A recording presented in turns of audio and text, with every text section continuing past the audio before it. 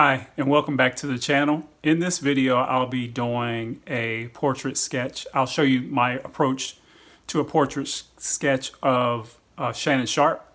And I know Shannon Sharpe is a very polarizing figure, but he's one of my favorite athletes. So I wanted to just challenge myself to see if I could capture a likeness in sketch form. So let's hop on over to the drawing table and get started. So again, the materials we'll be using for this demonstration: we have a reference image, an eraser, a sharpener, copier paper, and a number 2 pencil. So let's get started.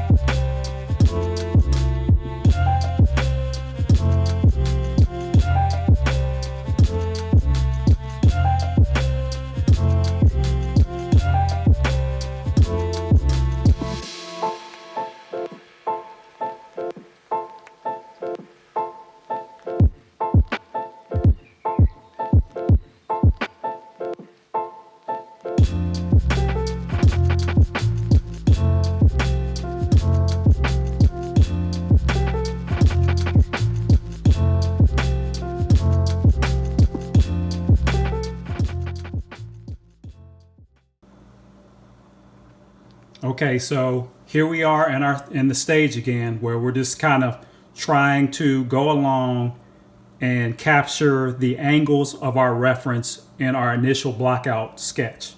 So again, generally it's going to look crazy. You know, you're just searching around trying to just find where things belong.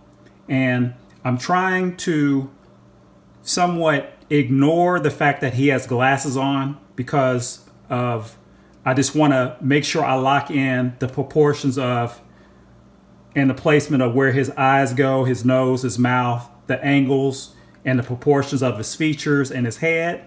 And then later on, I'll begin blocking in the glasses. So that's going to be my approach. Some people like to try to capture everything. For me, I look at the glasses as a separate element, and I think it's more important to capture the likeness of the individual that I'm drawing, and then I can add the glasses on the back end. So we'll continue on with blocking in things. I'll start cleaning out some of these overlapping guidelines and continue to build on the layout of my sketch.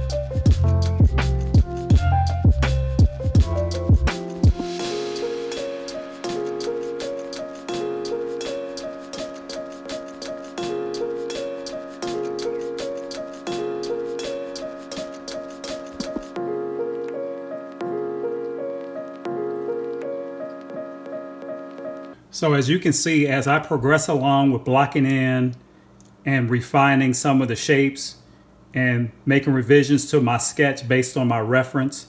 You can see that I'm starting to lightly remove some of my guide and proportional lines and replacing those with more accurate depictions of what I see in my reference. So I'll continue on to slowly take out the guidelines and replace them with actual features on his face and continue to build on my foundational sketch.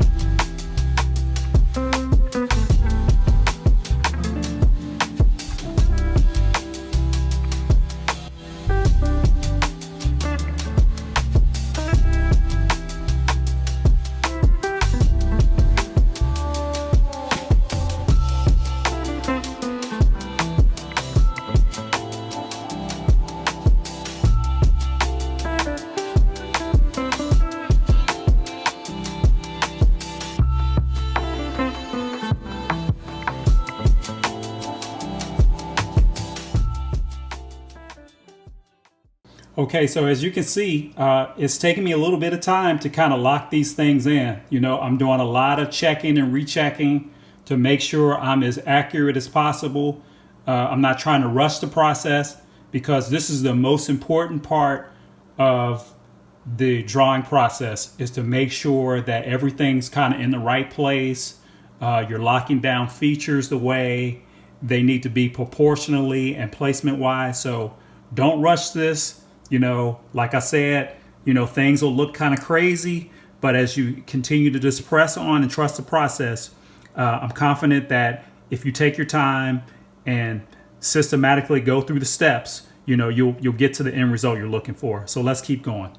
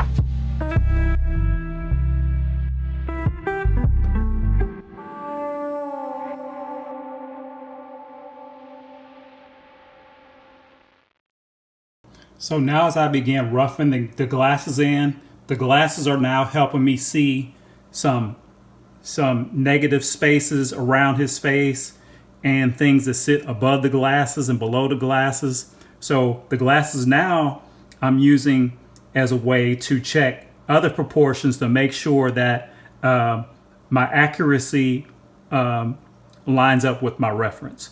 So I can see that this nostril is too high based on the distance between the bottom of the glasses and the nostril and the amount of space I have here. And then I'll need more of a thickness along the top of the glasses. I'll need to adjust that. And then moving forward, this will help me kind of lock in everything else. When I have all the elements, most of the elements on his face kind of blocked in on my sketch. So it'll help me adjust things to get a more accurate depiction.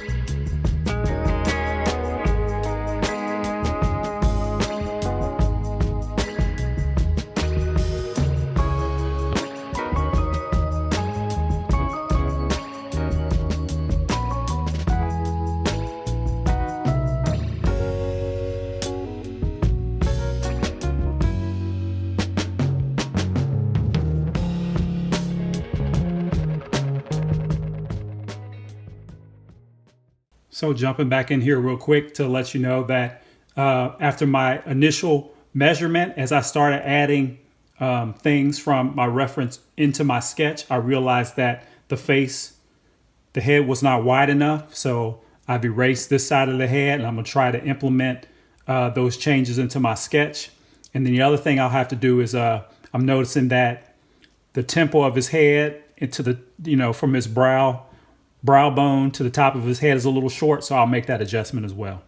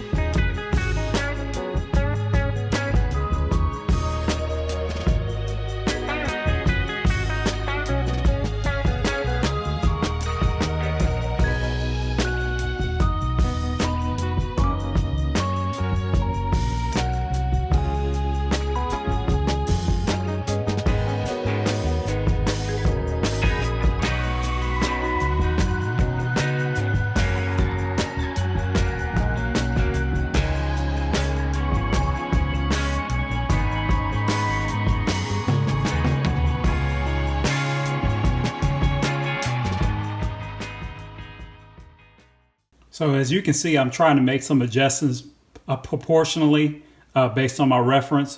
And so lots of times when you do that, then you start seeing other proportional adjustments you need to make. So I'm going to continue to work on this. I'm seeing some things that I need to adjust, like proportionally, like his chin. Again, I still have to adjust the height from his brow bone to the top of his head. So I'll make that adjustment. So hopefully we can get back to fine tuning our sketch into our reference.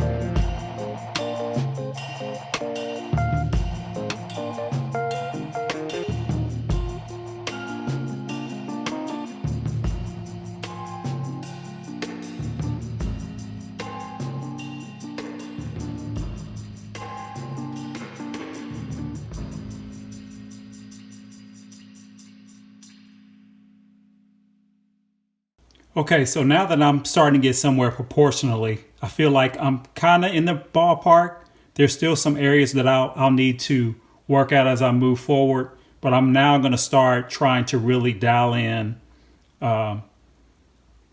the details of as it relates to adding the shapes in his ears, kind of making sure I have the size of the eyes right, and all the kind of little things that kind of start bringing this into form. So let's continue on.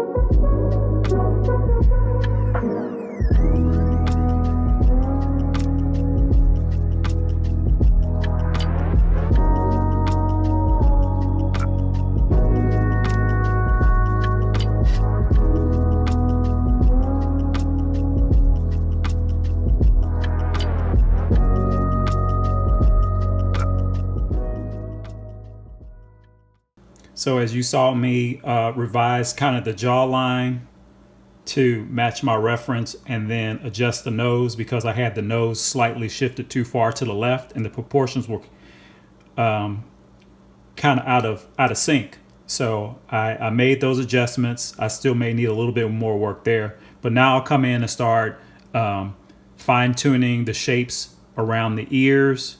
I need to do some more work as it relates to the size of the eyes and some detailing there. And then after that, we'll probably be ready to start our first rough pass of light, value, and shading.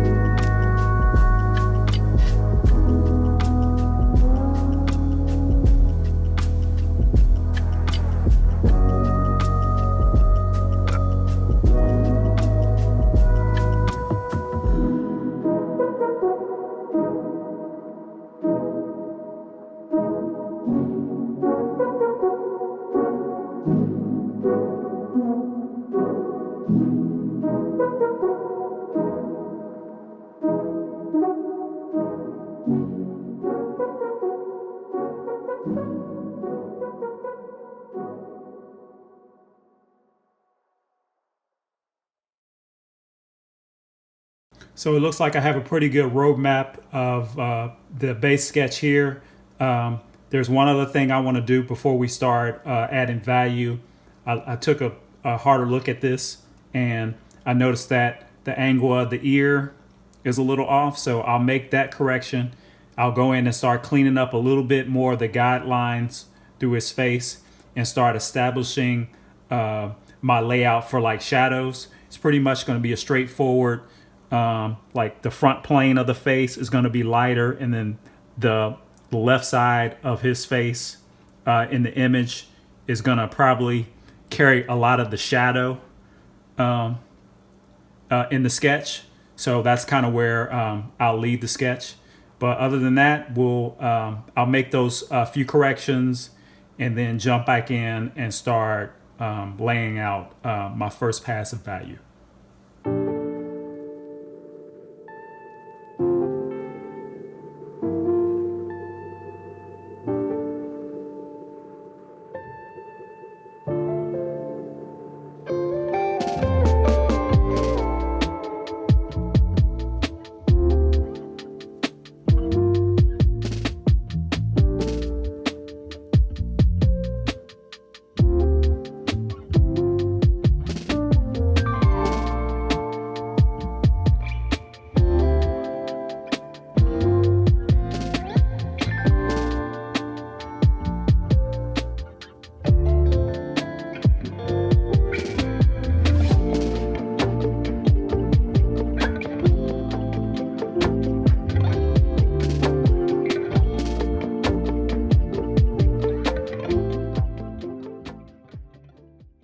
Okay, so I feel like I got this kind of dialed in pretty good. So I'm going to start my first pass of value shading on this. And again, I'm using a very thin black color pencil that I like to use to do my shading. So if you got any questions on what I've done so far, any suggestions on how I can improve my process, or just comments in general, I appreciate the support. And let's keep going as I start to block in the value. Okay, one more thing before we jump into adding value to our sketch. I noticed something that I made a mistake on my sketch. So like I always say, you got to keep looking back and forth, analyzing, try and be as critical as possible as it relates to taking a look at your reference and what happens on your sketch. So if I place my pencil right here, like on the middle of his frown line, in the middle of his forehead, straight up, and then do the same thing to my sketch, you will notice that if you look at this kind of pie shape here and my pie shape, like the angle of how his forehead comes around into the top of his head is different than my reference.